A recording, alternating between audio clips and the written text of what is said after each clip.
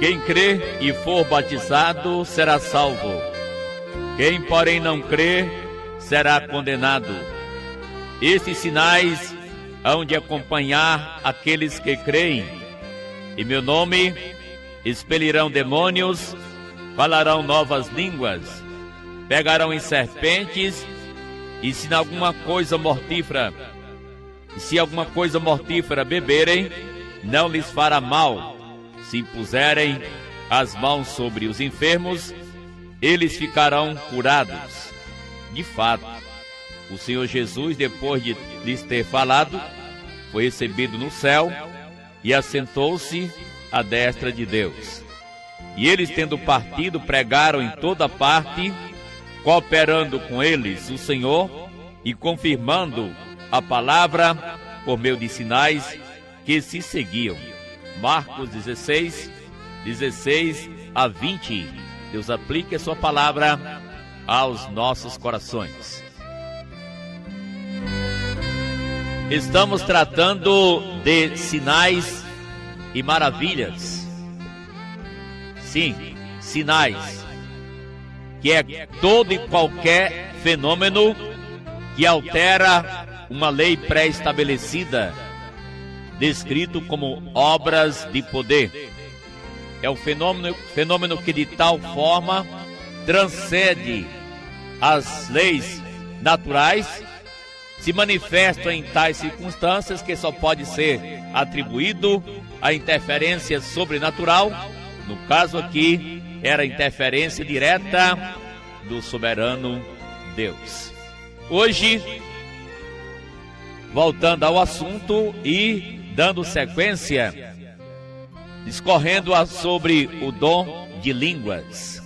O que significa, por que existia e qual a relação que tinha, o lugar que tinha na vida da igreja primitiva, este fenômeno do falar em línguas.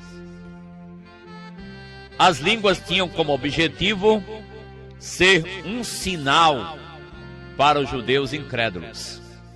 Isso está claro, pois diz a Bíblia, os judeus pedem sinal e os gregos buscam sabedoria. 14, versículo número 22 de 1 Coríntios e capítulo número 1, versículo de número 22. Uma vez que este livro, a Carta aos Coríntios, é que retrata sobre esse assunto. Na realidade, é a única epístola do Novo Testamento que está tratando em linhas claras sobre o dom de línguas. E a razão pela qual trata é porque Paulo estava respondendo à igreja algumas perguntas e abordando áreas de suas necessidades.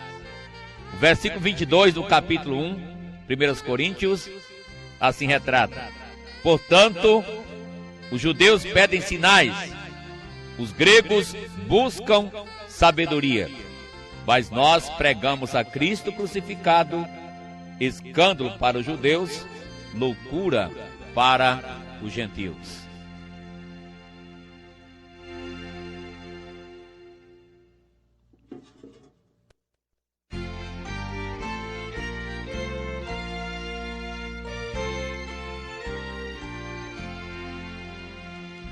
Adiantemos agora até o capítulo número 14, versículo de número 22.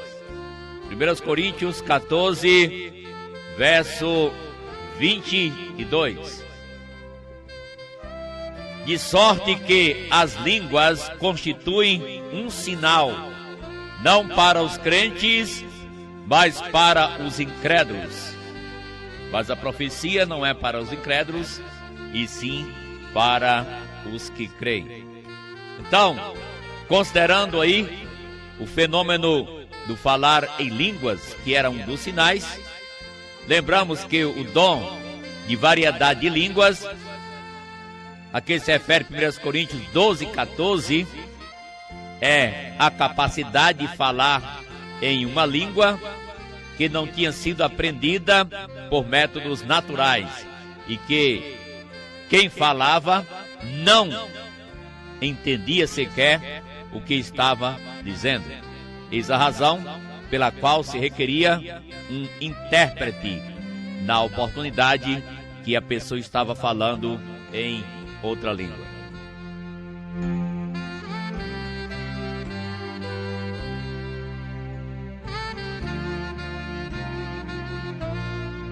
A palavra grega para línguas é glossolalia. É o ato de uma pessoa falar línguas que previamente desconhecia. Na carta aos Coríntios, Paulo responde para a igreja quanto à maneira de usar os dons espirituais e faz sérias correções ao abuso dos mesmos. O dom de línguas estava sendo usado de uma forma errada naquela igreja. Por isso Paulo orienta os coríntios como eles deviam usar os dons corretamente.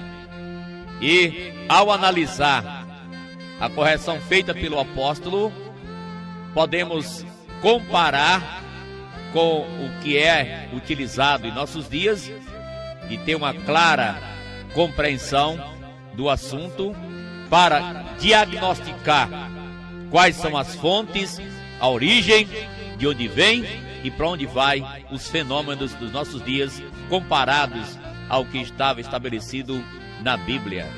Nós lemos inicialmente no livro de Marcos que Jesus havia falado que os que crescem, para os que creem um sinal, falarão novas línguas. Na realidade, isso aconteceu na vida dos apóstolos, dos primeiros cristãos, como é relatado como um ato histórico, de fato, aconteceu da forma em que Jesus Cristo mostrou e falou. E quando se tenta trazer certos fenômenos que eram limitados ao período apostólico, deve-se trazer todos eles. E aqueles alistados no livro de Marcos, onde foi lido, não é presente em todas as situações quando buscam cultivar o fenômeno de falar em línguas de nossos dias. Deveriam incluir também os demais fenômenos descritos lá em Marcos. Mas como preferencialmente se buscam textos que apenas apoiam algumas práticas que querem cultivar, naturalmente fica difícil se dizer que é um fenômeno diretamente da Bíblia e concedido por Deus. Aí cada um deve analisar sua prática e o que está acontecendo. Paulo disse: assim também vós, visto que desejais dons espirituais, procurai progredir para a edificação da igreja. Pelo que o que fala em outra língua, ore para que possa interpretar. 1 Coríntios, número 14, versículo 9. Assim também, vós se com a língua não disserdes palavra compreensível, como se entenderá o que dizeis? Porque estaríeis como se falasseis ao ar. Algumas observações dentro desse assunto. Temos que lembrar que quando se falavam em línguas na igreja de Corinto, na igreja primitiva, tinha algumas regras a serem obedecidas. E estamos no capítulo 14, e eu lerei versos 26 em diante da carta aos Coríntios. Capítulo 14. Que fazer, pois, irmãos, quando vos reunis? Um tem salmo, outro doutrina, esse traz revelação, aquele outra língua, e ainda outro interpretação. Seja tudo feito para quê? Para edificação. No caso de alguém falar em outra língua, que não sejam mais do que 2, ou quando muito 3, e isto sucessivamente, e haja quem interprete. Mas não havendo intérprete, fique calado na igreja, falando consigo mesmo e com Deus. Tratando-se de profetas, falem apenas 2 ou 3 e os outros julguem. Se porém vier revelação ao que esteja assentado, cale-se o primeiro, porque todos podereis profetizar, um após outro, para todos aprenderem a serem consolados. Os espíritos profetas estão sujeitos aos próprios profetas, porque Deus não é de confusão, e sim de paz, como em todas as igrejas dos santos. Conservem-se as mulheres caladas nas igrejas, porque não lhes é permitido falar, mas estejam submissas, como também a lei o determina. Se, porém, querem aprender alguma coisa, interroguem em casa a seu próprio marido, porque para a mulher é vergonhoso falar na igreja. Porventura a palavra de Deus se originou no meio de vós, ou veio ela exclusivamente para vós outros? Se alguém se considera profeta ou espiritual, reconheça ser mandamento do Senhor o que vos escrevo. E se alguém ignorar, será ignorado. Versículo 38, 26 a 38, capítulo 14 da carta aos Coríntios. Observações sobre esse texto é que quando falavam em línguas na igreja primitiva, no caso aqui Corinto, só podiam falar 2 ou quando muito 3 em cada culto. Versículo 27 nos dá conta disso. No caso de alguém falar em outra língua, que não sejam mais que 2 ou quando muito 3. Então não pode aglomerar uma multidão de pessoas falando cada um em outra língua, porque aí torna-se uma Babel, confusão de línguas. Outra observação: ao falar em língua, teria de ser um após o outro, e não todos de uma só vez, pois diz isto sucessivamente. Quando falou de profeta, diz, ao levantar um, sente-se o primeiro, ao falar um, cale-se o outro. Aí é a ordem de Deus na Bíblia, quando se tratava do falar em outra língua, um após o outro. Se todo mundo levantar em um culto, falando ao mesmo tempo, quem vai entender? Se fala inglês, francês, japonês, castelhano, quem vai entender todos de uma vez? Simplesmente é confusão. Por isso era necessário que tivesse alguém para interpretar. A pessoa se levantava, falava o que tinha a falar, levantava-se outro para interpretar o que foi dito. Caso contrário, a pessoa que estivesse falando e não tinha intérprete, tinha que se calar. Diz, haja quem interprete. E não tendo intérprete, diz, fique calado na igreja, falando consigo mesmo e com Deus. Outra observação é que quando as regras não são obedecidas, vem confusão. E quando vem confusão, está nitidamente entendido que não origina-se em Deus. Porque Deus, versículo 33, não é de confusão, mas é de paz, como em todas as igrejas dos santos. Deus é um Deus de paz e não de confusão. Outra observação é que as mulheres não podiam falar em língua na igreja. Está claro em versículo 34 que elas tinham que ficar caladas. Olha, é importante obedecer os critérios para se realizar algo em nome de Jesus, em nome do Senhor. O dom de línguas era controlável. Alguém pode dizer, não, mas não tem noção da coisa e por isso perde o controle. Mas diz, cale-se. Então é possível obedecer o que Deus mandou. O fruto do Espírito, uma característica é domínio próprio. Domínio próprio, Gálatas 5:23. Fruto do Espírito, uma característica é domínio próprio. E aí, se a pessoa quer fazer o que Deus está realizando ou pedindo, tem que obedecer seus critérios. As regras sobre os dons não são meramente optativas, mas são estabelecidas por Deus para que sejam obedecidas. Disse o versículo 37, já lido: se alguém se considera profeta ou espiritual, reconheça que é mandamento do Senhor o que eu vos escrevo. Estas regras sobre o dom de falar em línguas são mandamento de Deus para serem obedecidas quando estava o dom em evidência. O dom de língua não era para todos. Não era. Era algumas pessoas tinham o dom de línguas. Eu vou dar aqui o relato do próprio texto, capítulo número 12, Coríntios, capítulo 12, o que está dizendo sobre a quantidade de pessoas. 1 Coríntios, capítulo 12, se sabe que os capítulos 12 até 14 está tratando sobre dons.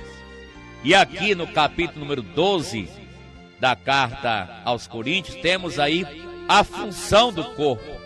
Versículo 15 em diante. Verso 15, 12, 15. E se disser o pé, porque não sou mão, não sou do corpo, nem por isso deixa de ser do corpo. Se ouvido disser, porque não sou olho, não sou do corpo, nem por isso deixa de o ser. Se todo o corpo fosse olho, onde estaria o ouvido? Se todo fosse ouvido, onde estaria o olfato? Mas Deus dispôs os membros, colocando cada um deles no corpo, como lhe aprove. Se todos, porém, fossem um só membro, onde estaria o corpo? O certo é que há muitos membros, mas um só corpo.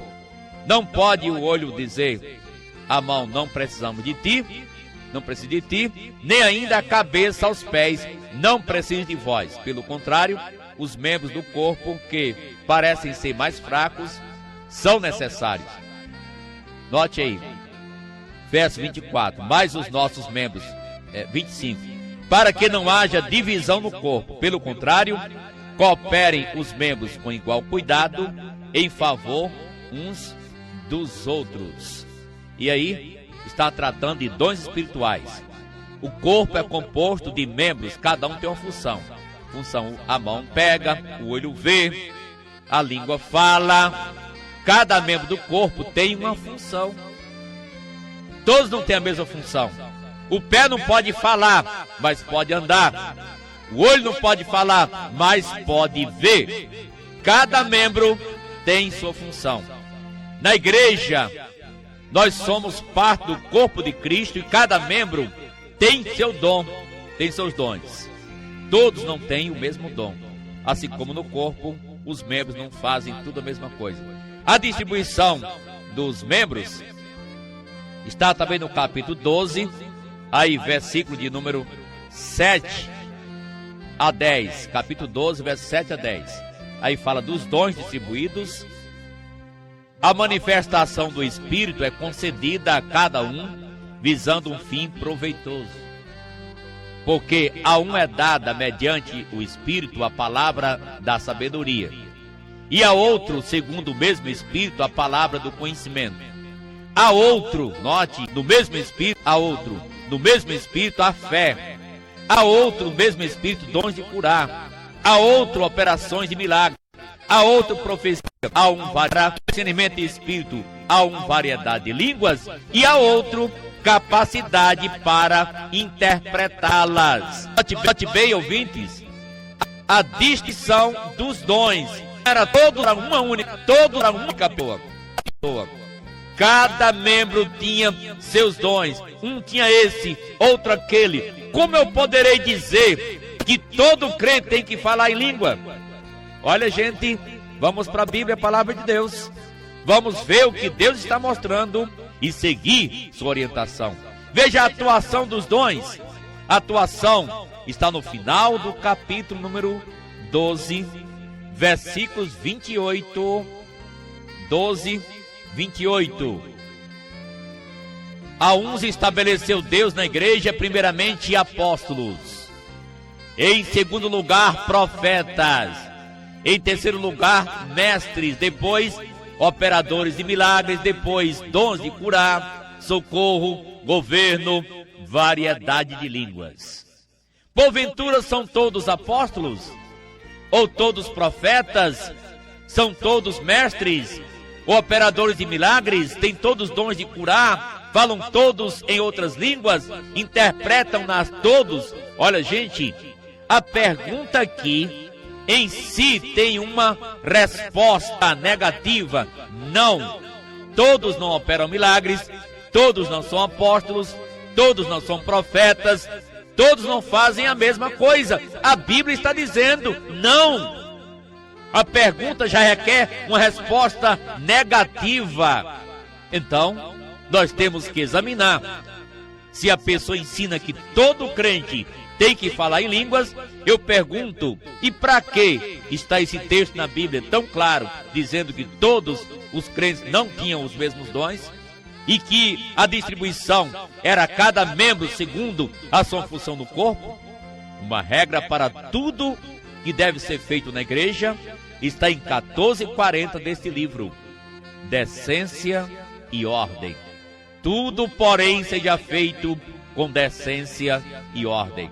Olha, uma ênfase demasiada para com o dom de línguas em detrimento de uma vida e de outros, de uma vida reta e de outros dons, é classificado pelo apóstolo São Paulo como sendo infantilidade espiritual. Vamos ao capítulo 14, versículo de número 19.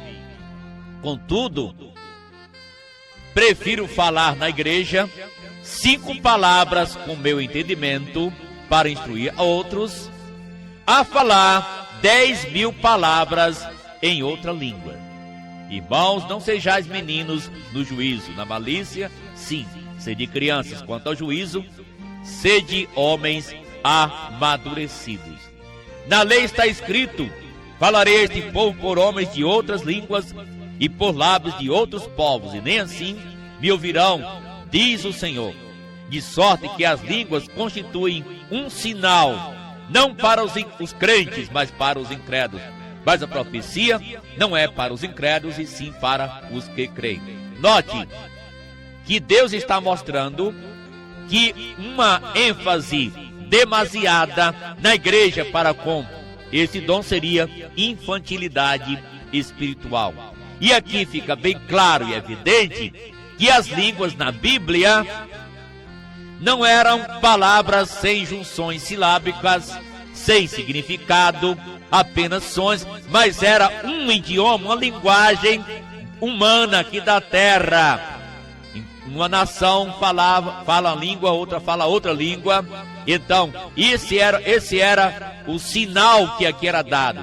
Falarei a esse povo por homens de outras línguas. De fato, no dia de Pentecostes, como demonstração da universalidade da obra missionária, que deve chegar o evangelho a todo mundo e a toda criatura, houve o fenômeno de falar em línguas e até de entender cada um em sua própria língua, quando estavam reunidos em Jerusalém a homens habitantes de vários países e nações do mundo, representadas ali, aglomeradas, que vieram para a festa do Pentecostes. E naquele dia, que era uma festa histórica do Velho Testamento, então veio o Espírito Santo sobre a igreja e apareceu o fenômeno de falar em línguas, como demonstração da universalidade da obra missionária. Você sabe que ali foi um dom concedido por Deus para levar o povo a entender essa nova dispensação. Mas agora a Bíblia está completa. Os andames para a construção do prédio podem ser retirados. E foram. Nós encontramos vários fenômenos cessando no período pós-apostólico. E esse fenômeno de falar em línguas também nós encontramos hoje qualquer missionário de qualquer religião que vá para um país, naturalmente, necessariamente, ele tem que se aplicar, primeiramente, a estudar a língua daquele país. Toda e qualquer religião, qualquer igreja que vai enviar um missionário, quando ele chega naquele país, logo vai estudar a língua. Nos dias apostólicos, eles podiam falar em uma língua que não conheciam, diretamente pelo Espírito Santo, e podiam transmitir o que Deus revelasse aos seus corações. Mas, capítulo 13 de 1 Coríntios, versículo número 8. O amor jamais acaba, mas havendo profecia desaparecerão, havendo línguas cessarão, havendo ciência passará, porque em parte conhecemos e em parte profetizamos. Olha, a Bíblia foi entregue gradualmente, sistematicamente, progressivamente. Em parte foi nos entregue o Novo Testamento, bem como o Velho também foi assim, foi entregue em parte. Estava sendo compilada a revelação de Deus. Deus estava trabalhando através da compilação da sua revelação ao mundo da Bíblia, da Escritura.